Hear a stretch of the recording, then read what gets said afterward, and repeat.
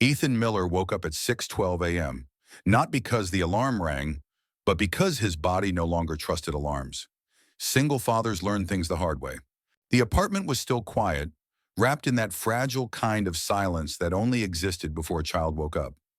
Outside the thin curtains, early autumn light slipped in, pale and uncertain, casting long shadows across the living room floor.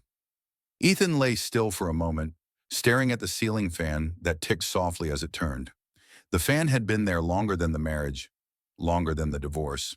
He got up carefully, moving with the practiced caution of someone who had learned how easily noise could wake a child. The apartment was small but orderly. Not spotless, just lived in. A stack of library books sat beside the couch. A half-finished puzzle covered part of the coffee table. Crayon drawings were taped to the fridge, overlapping like memories that refused to be thrown away. Ethan padded into the kitchen and filled the kettle. The familiar sounds followed, the click of the stove, the soft hiss of heating water. Comforting, predictable. Routine was survival. He pulled eggs from the fridge, along with bread and the strawberry jam Lily insisted tasted happier than the other kinds. Ethan didn't argue with logic like that. Happiness was worth the extra dollar. "Dad?" Her voice drifted from the hallway, still sleepy, still soft. He turned to see Lily standing there in an oversized t-shirt that had once belonged to him. Her brown hair stuck out in every direction, and her eyes, too thoughtful for an 8-year-old, blinked slowly as she took in the morning. "Morning, kiddo," he said gently. "Eggs or cereal?" "Eggs," she said after a pause. "Scrambled, and juice." "Orange or apple?" She considered this like it was a life decision. "Orange, with pulp." Ethan smiled. Last month she'd declared pulp a crime. Children changed fast. Parents just tried to keep up. She climbed onto the chair at the small kitchen table, pulling her knees up, watching him crack the eggs with focused seriousness. She liked watching him cook, liked knowing where things came from. Control mattered to her more than she admitted. Ethan whisked the eggs, his movements automatic, his thoughts drifting. 3 years since the divorce. 3 years of learning how to pack lunches, sign permission slips, braid hair badly, and still show up to work pretending he had everything together. "Is today a late day?" Lily asked. The question was casual, but he felt the weight behind it. "Nope," he said quickly. "Home by 6, just like always." She studied his face. "Promise?" "I promise." That seemed to settle something inside her. She nodded and started humming a tune he didn't recognize, swinging her feet against the chair legs. The sound filled the kitchen, warm and steady. By 7:30, they were walking toward the bus stop at the corner of Maple and 3rd. The air was crisp, sharp enough to wake you up fully. Leaves crunched under their shoes. Lily's backpack looked almost too big for her small frame, so Ethan carried it for her until the last stretch. Another silent compromise they'd perfected. Other parents stood nearby, wrapped in jackets and half-awake expressions. Polite nods. Small talk about weather and school schedules. The kind of community built on shared routines rather than real connection. When the yellow bus finally appeared, brakes squealing, Lily hugged him quickly. "Love you," she said. "Love you more," he replied. She laughed, climbed the steps, then turned to wave one last time. Ethan waited until the bus disappeared around the corner before checking his watch. He walked fast to catch the train. Northbridge Consulting occupied 3 floors of a glass building downtown. It looked impressive from the outside. Inside, it felt cold, efficient, impersonal. Ethan had worked there for 4 years as a data analyst. The job wasn't exciting, but it was steady, and steady mattered. Steady meant rent paid on time. Steady meant no panic when the car made a strange noise. Steady meant Lily didn't have to hear adults whisper about money. He greeted his co-workers with familiar nods and settled into his desk. Spreadsheets filled his screen. Numbers, graphs, projections. Work that mattered to someone, somewhere. At 4:47 p.m., an email popped up. Subject: Team celebration, mandatory attendance. His stomach tightened. Mandatory meant no excuses. Mandatory meant last-minute childcare. Mandatory meant disruption. He sighed, then texted Mrs. Alvarez downstairs. She replied almost immediately. "Of course, Lily's no trouble at all." Relief washed over him. By 7 p.m., Ethan stood in a dimly lit bar downtown, nursing a ginger ale and feeling painfully out of place. Laughter echoed off brick walls. Expensive drinks lined the tables. People spoke louder than necessary, buoyed by alcohol and relief. That was when he noticed her. Claire Donovan stood near the bar, confident and composed on the surface. But something was off. Her posture was unsteady. Her words slurred slightly. Her assistant hovered nearby, anxious and unsure. Ethan watched, unease settling in his chest. He didn't know it yet, but this was the moment everything would change. The last quiet morning had already passed. By 8:30 p.m., the celebration had turned sloppy. The laughter was louder now, less controlled. Conversations overlapped, words stretching and blurring together. Half-eaten appetizers sat untouched on small plates, forgotten. The bartender moved with tired efficiency, wiping glasses that didn't need wiping, pretending not to notice how late it had gotten. Ethan stood near the edge of the room, ginger ale sweating in his hand. He checked his phone. 8:47. Mrs. Alvarez would have Lily tucked into bed by now, probably reading her favorite dog-eared book. The thought brought him comfort and guilt at the same time. Across the room, Claire Donovan leaned heavily against the bar. Up close, it was obvious something was wrong. Her normally sharp posture had softened into something unstable. Her eyes were glassy, unfocused. Her assistant hovered beside her, whispering urgently, clearly trying to convince her to call a car. "I'm fine," Claire said too loudly, waving her off. "I don't need help." She tried to straighten, missed her balance, and nearly fell. The assistant's eyes darted around the room, silently pleading for someone, anyone, to step in. No one did. Ethan felt his chest tighten. He hesitated. This wasn't his responsibility. She was his superior. Powerful. Untouchable. This was the kind of situation people warned you about. Then Claire swayed again, and instinct took over. "Ms. Donovan," he said, stepping closer, "let me call you a ride." She squinted at him, trying to place his face. "Who are you?" "Ethan, data team." "Data," she repeated vaguely, like the word meant nothing. "I'm going home." Her assistant exhaled in relief. "Her apartment's about 15 minutes away," she said quietly. "Do you have a car?" Ethan nodded, already regretting it. The night air was cool as they reached the parking lot. Claire collapsed into the passenger seat, her movements clumsy and uncoordinated. The car smelled faintly of fast food and Lily's crayons. It wasn't impressive. It was real. The drive was quiet, tense. Claire stared out the window, silent, breathing heavy. Ethan kept his eyes on the road, hands tight on the steering wheel. His thoughts raced, anxious and alert. When they arrived, the building rose sleek and modern against the night sky. Glass, steel, security. The guard glanced up as Ethan half-supported Claire through the lobby. "Everything okay?" "Company event," Ethan said. "She just needs help upstairs." The elevator ride felt endless. Claire leaned against him, her weight unsteady. He kept his hands careful, deliberate, aware of every movement. Her apartment was immaculate, minimalist, cold. The kind of place that looked staged rather than lived in. Ethan guided her to the couch. She curled onto her side immediately, eyes closed. He stood there uncertain. Leaving her like this felt wrong. Staying felt dangerous. He made careful choices. He removed her heels and placed them neatly by the couch. He fetched a glass of water and set it within reach. He found a blanket and draped it over her shoulders. Then he stepped back. He sent a brief message to the work number he had for her. "Made sure you got home safe. Water's on the table, door's locked. Ethan Miller." He checked the door twice before leaving. The guard nodded as Ethan passed. "Good man." Ethan didn't answer. He just wanted to get home. By the time he reached his apartment, exhaustion settled deep into his bones. He paid Mrs. Alvarez, checked on Lily, her arm wrapped tightly around her stuffed bear, and finally allowed himself to breathe. He lay in bed staring at the ceiling, replaying the night in his mind. Every step, every decision, every second. He had done the right thing. He was sure of it. At 8:47 a.m. the next morning, his phone buzzed. The message was short, simple. "Did you touch me last night?" The world seemed to tilt. Ethan stared at the screen, his hands cold, his heart pounding. He read the words again, hoping they would change. They didn't. And just like that, the good deed he'd barely thought twice about began to unravel everything he thought he knew about fairness, kindness, and consequences.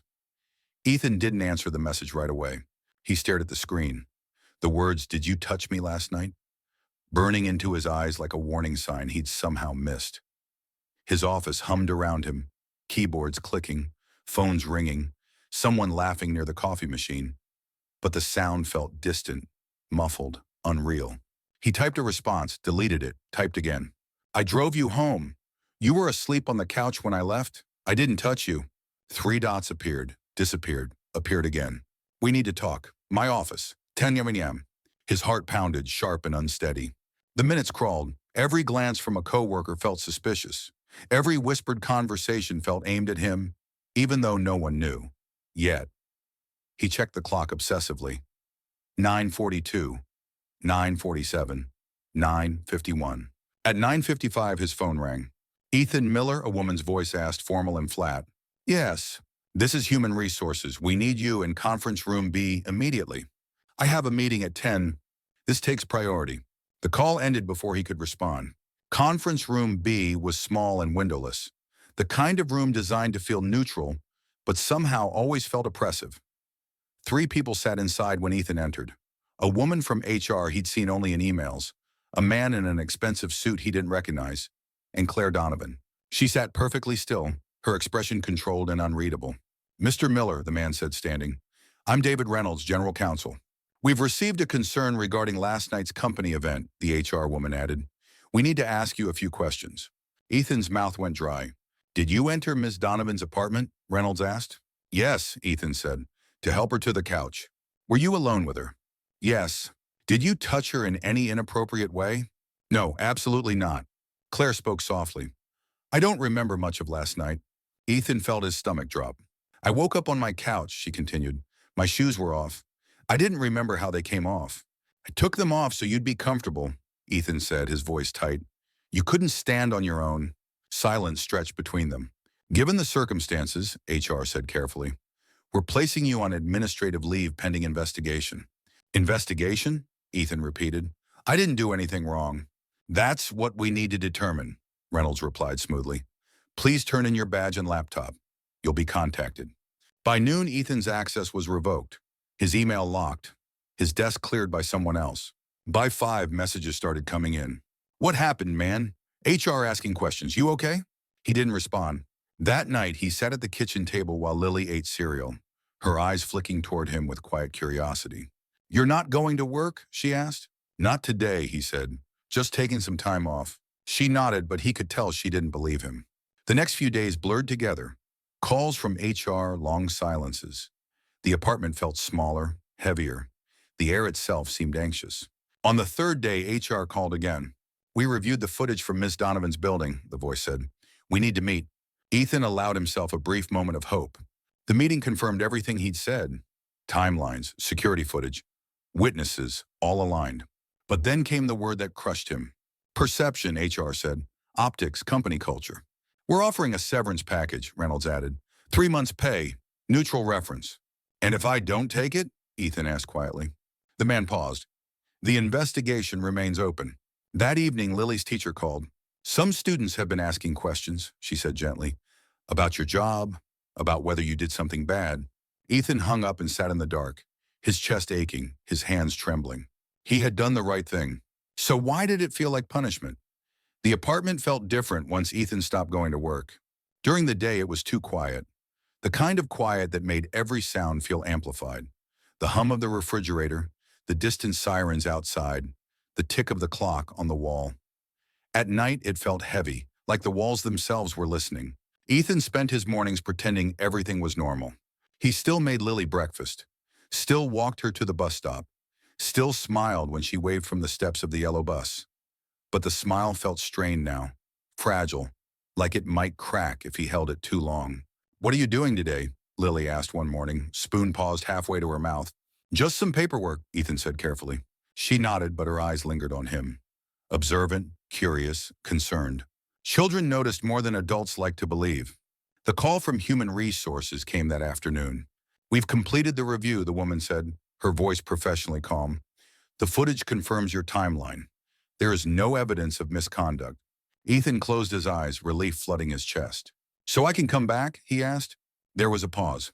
Not exactly, she continued. While your actions appear well-intentioned, the situation presents complications. Complications, Ethan repeated flatly. Perception matters, she said. There are concerns about optics, about precedent. What precedent? Ethan asked, his voice rising. Helping someone get home safely? Silence. We're offering you the severance package previously discussed, she said. 3 months pay, neutral reference, a clean separation. And if I don't accept? Another pause, longer this time. Then the investigation remains open. The words felt sharp, calculated, final. That evening, Lily came home quieter than usual. She dropped her backpack by the door and moved slowly, her shoulders tense, her expression guarded. "What's wrong, kiddo?" Ethan asked gently. She shrugged. "Nothing." But later, while she pushed her food around her plate, she finally spoke. "Caitlin said her mom says you're in trouble," Lily whispered. "She said you might go to jail." The words hit Ethan like a physical blow. "No," he said immediately, kneeling beside her chair. "I'm not going to jail. I didn't do anything wrong." Lily looked at him, confusion and fear mixing in her eyes. "Then why aren't you at work?" He searched for an answer, simple enough for an 8-year-old and honest enough to live with. "Sometime," he said slowly. "Grown-ups care more about protecting themselves than about what's true." She frowned. "That's not fair." "No," Ethan said softly. "It isn't." That night, after Lily fell asleep, Ethan sat alone in his car in the parking lot. The engine was off. The windows fogged slightly as he breathed. The tears came suddenly, heavy, uncontrolled. The kind of crying that left his chest aching and his throat raw. He cried for the job he loved, for the reputation he'd built quietly over years, for the way people looked at him now, with distance, with suspicion. But most of all, he cried for Lily, for the way the world had intruded into her innocence. Across town, Claire Donovan sat alone in her apartment, laptop open on the coffee table. The security footage played in grainy black and white. She watched herself lean heavily on Ethan, watched him guide her carefully, awkwardly, respectfully, watched him leave alone. 14 minutes. She closed the laptop, nausea twisting in her stomach. She had panicked. She had been scared of the gaps in her memory. And instead of seeking clarity, she had reached for protection. The system had done the rest. Claire realized with sickening clarity that the truth hadn't failed Ethan. The system had, and it had done exactly what it was designed to do: protect power, not people. Claire Donovan didn't sleep that night. The apartment felt unfamiliar now. Too quiet, too exposed. The polished surfaces that once felt controlled and impressive now seemed cold and accusatory. Every shadow reminded her of the footage she couldn't unsee. 14 minutes. That was all it had taken for the system to decide who mattered more. She replayed the moment she'd sent that first message. The panic, the confusion, the fear of not remembering. She had convinced herself that asking questions was harmless, responsible even. She hadn't understood how quickly questions became assumptions, and assumptions became damage. By Monday morning, Claire walked into the office with a tight jaw and dark circles under her eyes. She didn't wait for an appointment. She didn't soften her tone. "We need to fix this," she said to HR, "immediately." Conference room B was booked again that afternoon.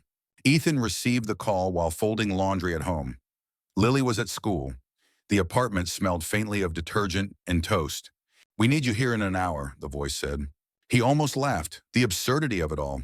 One call had shattered his life. Another summoned him back like nothing had happened. When he arrived, the room looked the same. Same table, same chairs, same careful neutrality. But Claire was standing this time, not seated. "Ethan," she said quietly. He didn't sit. "Why am I here?" he asked. Claire took a breath, a steadying one. "I reviewed everything," she said. "The footage, the timeline, the guard's statement. I need to say this clearly, on record." She turned toward HR. "Ethan Miller did nothing wrong. He acted responsibly and appropriately. Any implication otherwise was my mistake." The room went still. "I was intoxicated," Claire continued. "I panicked because I didn't remember. And instead of slowing things down, I escalated them." HR shifted uncomfortably. "Claire, we need to consider—" "No," she said firmly. "We need to correct the record, immediately." She looked back at Ethan. "I'm sorry." The word landed softly but carried weight. HR cleared her throat. "Mr. Miller, we're prepared to reinstate your position with back pay." Ethan finally sat down. His hands trembled slightly. "No," he said. Everyone froze. "No?" HR repeated. "I don't want the job back," Ethan said calmly. Too calmly. "I didn't do anything wrong, but you treated me like I did." Claire's face tightened. "Ethan, please." "My daughter asked me if I was going to jail," he said, his voice cracking despite himself. "She got questioned at school. People whispered. Silence pressed down on the room. You cleared my name," Ethan continued. "That matters. But I can't work somewhere that needed proof before deciding I was human. HR glanced at Claire. We can offer an enhanced severance. I'll take the severance, Ethan said, but I'm not signing any non-disclosure agreements. The room went still again. If anyone asks what happened, he added, I'll tell the truth. He stood and walked out without looking back. Claire followed him to the parking garage. Ethan, she called out. He stopped but didn't turn around. I didn't mean for any of this, she said, her voice unsteady. I was scared. You made a phone call, he said quietly. That was all it took. She swallowed hard. I know. Do you know what it's like? Ethan continued, finally turning. To watch your kid doubt the world because of something you didn't do? Claire's eyes filled. No, she admitted, I don't. That's the difference, he said. He got into his car and drove away, leaving behind a building that no longer felt worth returning to. For the first time in weeks, Ethan felt something shift. Not relief, not forgiveness, but clarity. He had lost a job, but he had kept himself. 3 months later, Ethan Miller started over. The new job paid less. The commute was longer. The office was smaller, louder, and the coffee tasted like regret. But when Ethan walked through the doors on his first day, no one whispered. No one avoided eye contact. No one looked at him like he was something fragile or dangerous. He was just a man doing his job. At home, life grew quieter again. Not easier, but steadier. Fewer takeout nights, more home-cooked meals, old sneakers worn longer than they should have been. Ethan learned how to stretch a dollar without stretching the truth. He learned how to live with less and feel lighter doing it. Lily noticed the changes, of course. Kids always did. One afternoon in early spring, Ethan picked her up from school. The sun poured through the windshield, warm and forgiving, melting away the last traces of winter. Lily climbed into the passenger seat, dropped her backpack with dramatic exhaustion, and grinned. Dad, she said brightly, we're doing a project in class. Ethan smiled. Oh, what kind of project? Heroes. The word hit him harder than he expected. Everyone has to pick a hero and write about why they're brave. Lily continued, matter-of-fact and excited. Guess who I picked? Ethan adjusted the rearview mirror, buying himself a second. I'm guessing someone with superpowers. She shook her head. No, I picked you. His chest tightened. Lily, he said softly, I'm not a hero. She looked at him like he'd said something ridiculous. Yes, you are. Why? He asked, genuinely curious. Because, she said, thinking carefully, you did the right thing even when it hurt. And you never lied to me. And you never stopped being my dad. The words settled deep inside him. That night, after Lily fell asleep, Ethan sat on the edge of her bed and watched her breathe. Peaceful, trusting, safe. He realized then what he had almost lost. Not a job, not a reputation. Her faith. In the weeks that followed, life moved forward. Slowly, imperfectly, but forward. Ethan still thought about Claire sometimes. Not with anger, not with forgiveness, but with understanding. Fear made people dangerous. Power made mistakes louder. Systems protected themselves before they protected truth. But Lily, she had taught him something simpler. That integrity wasn't about being believed. It was about being worthy of belief. On a quiet Sunday morning, as Ethan made pancakes in their small kitchen, Lily sat at the table coloring. The apartment felt warm, lived in, real, not perfect, but honest, and that was enough. A question for you. If you were Ethan, would you have helped her that night? Would you have done the right thing, knowing it might cost you everything? And if the truth came too late, would you forgive or walk away? Thank you for watching. If this story moved you, challenged you, or made you reflect on kindness, justice, and courage in everyday life, please subscribe to the channel and turn on notifications. Your support helps us keep telling stories that matter.